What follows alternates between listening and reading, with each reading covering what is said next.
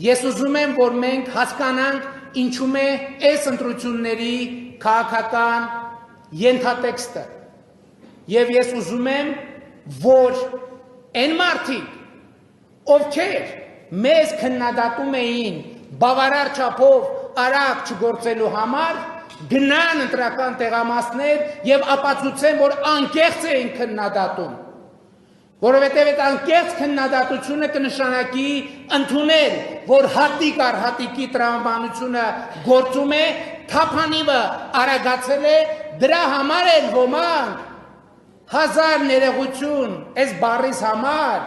առնետների նման պատվալներից դուրս են եկել, փողոցներում քայլում են, քաղաքական արշավ են իրականացնում հանուն թալանի,